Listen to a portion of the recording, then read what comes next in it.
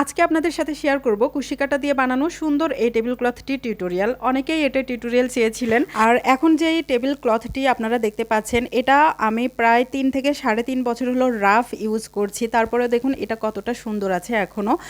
আর এটার উপরে যদি আপনারা একটা রেক্সিন পেরে রাখেন তাহলে কিন্তু এটা আরও বেশি সুন্দর থাকবে। যদিও আমি রেক্সিন বা কোনো কিছু ব্যবহার করি না, তো যাই হোক আমি এটা বানিয়েছিলাম সামারিয়ান সুতা দিয়ে। আজকে আপনাদেরকে সামারিয়ান সুতা দিয়ে তৈরি করে দেখিয়ে দিচ্ছি। তো নিয়েছি সামারিয়ান সুতো আর নিয়েছি 2.5 মিলিমিটারের হুক। প্রথমেই একটা স্লিপ নট দিয়ে নিয়েছি এবং এরপরে এখান থেকে চেইন করে নিচ্ছি 6টি।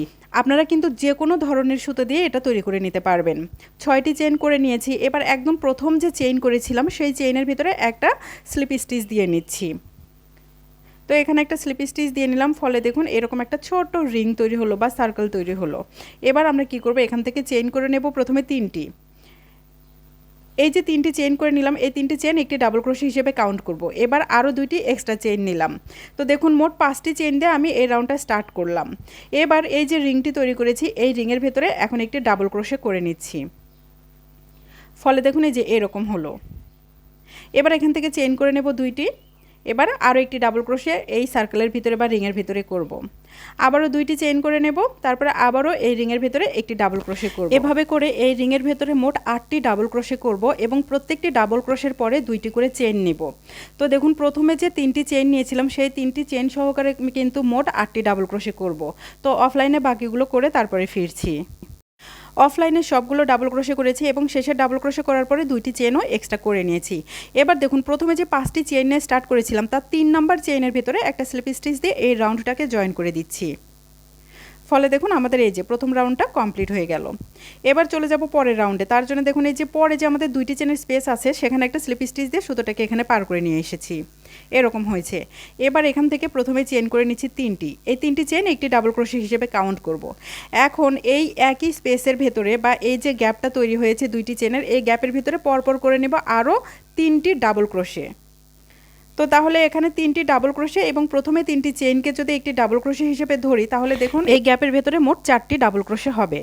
এবার এখান থেকে চেইন করে নেব একটি। 4টি ডাবল ক্রোশে করার পরে একটি চেইন করে নিলাম, নিয়ে এবার পরের যে 2টি চেইনের গ্যাপ আছে সেখানে গিয়ে ওই একই গ্যাপের ভিতরে পরপর মোট 4টি ডাবল ক্রোশে করে নেব।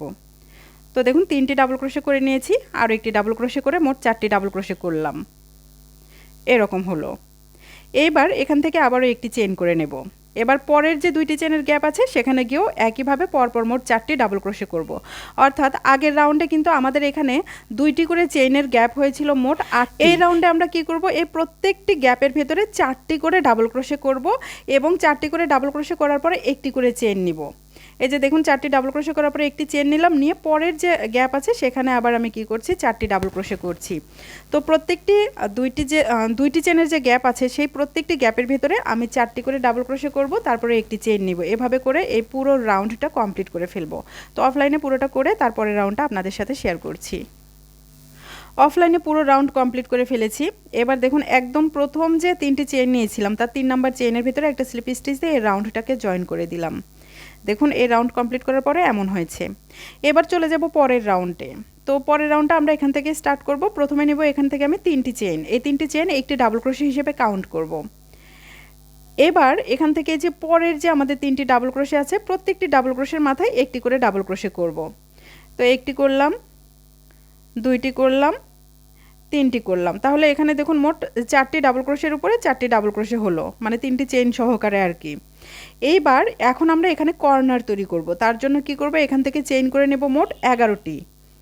1 2 3 4 5 6 7 8 9 10 11, মোট 11টি চেইন করে নিয়েছি। এখানে 11টি চেইন করার পরে এখান থেকে কি করব, এই যে পরের যে ডাবল ক্রোশেটা আছে সেই ডাবল ক্রোশের উপরে একটি ডাবল ক্রোশে করব।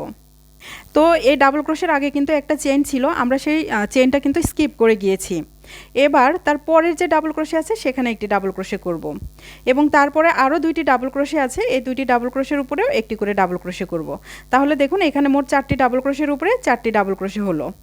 আর এই যে কর্নারটা কিন্তু এরকম 11টা চেইন দিয়ে আমরা করে নিয়েছি। এখন একটু খেয়াল করে দেখুন, এখন আমরা এখান থেকে চেইন করে নিচ্ছি মোট 5টি। দেখুন 5টি চেইন করে নিয়েছি এখানে। এই 5টি চেইন করার পরে এই যে একটি চেইন আছে এটা স্কিপ করে যাব, করে তারপরে যে আমাদের ডাবল ক্রোশে আছে সেই ডাবল ক্রোশের মাথায় একটি ডাবল ক্রোশে করব এবং পরে যে আরও 3টি ডাবল ক্রোশে আছে এই 3টি ডাবল ক্রোশের উপরে একটা করে ডাবল ক্রোশে করে মোট 4টি ডাবল ক্রোশের মাথায় 4টি ডাবল ক্রোশে কমপ্লিট করে ফেলবো।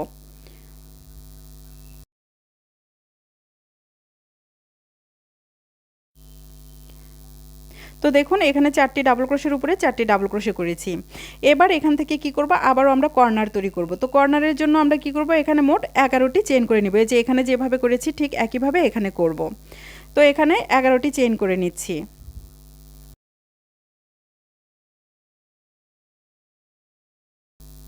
11টি চেইন করার পরে আবারও এই যে একটি চেইন যে আছে এই চেইন আমরা বাদ দিব, বাদ দিয়ে তারপরে যে 4টি ডাবল ক্রোশে আছে প্রত্যেকটি ডাবল ক্রোশের উপরে একটি করে ডাবল ক্রোশে করব।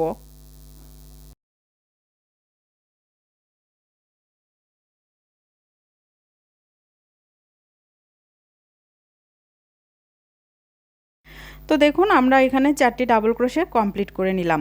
এবার দেখুন প্রথম কর্নার করার পরে আমরা 4টি ডাবল ক্রোশে করে 5টি চেইন নিয়েছিলাম, তারপরে আবার 4টি ডাবল ক্রোশে করে দ্বিতীয় কর্নার করেছি। এবার দ্বিতীয় কর্নার করার পর আমরা কিন্তু 4টি ডাবল ক্রোশে করেছি, করে এখন এখান থেকে চেইন করে নিচ্ছি আবারও 5টি।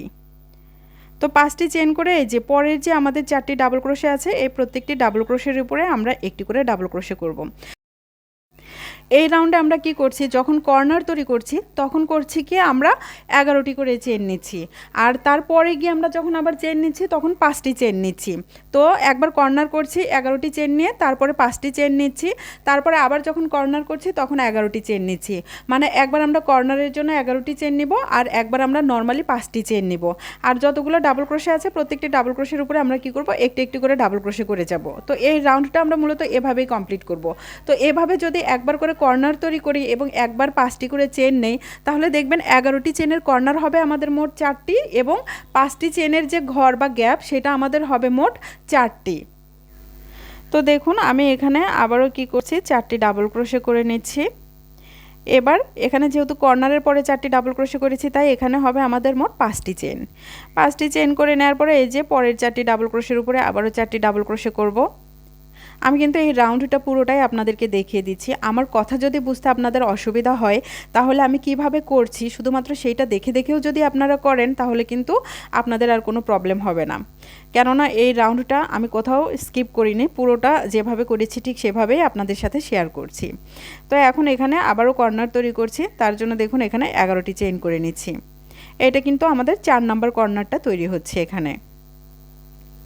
এবার এই যে পরের যে ডাবল ক্রোশেগুলো আছে মানে 4টি ডাবল ক্রোশে আছে এই 4টি ডাবল ক্রোশের উপরে 4টি ডাবল ক্রোশে করে নিচ্ছি।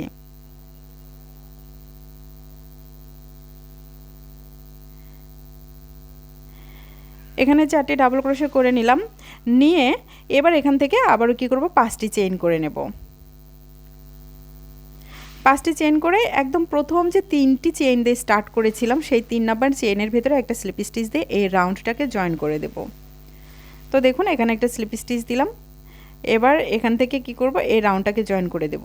তো আমাদের এই প্রথম যে মোটিভ সেটা কিন্তু তৈরি হয়ে গেল। এবার একটা স্লিপ স্টিচ দিয়ে আমরা এখান থেকে এই সুতোটাকে কেটে নেব। তো দেখুন আমাদের প্রথম মোটিভটা কিন্তু এভাবেই আমরা তৈরি করে নেব, মানে কমপ্লিট হয়ে গেল। দ্বিতীয় পার্টে আপনাদের সাথে আমি শেয়ার করব কিভাবে একটার সাথে আরেকটা মোটিভ আপনারা জয়েন করে নেবেন।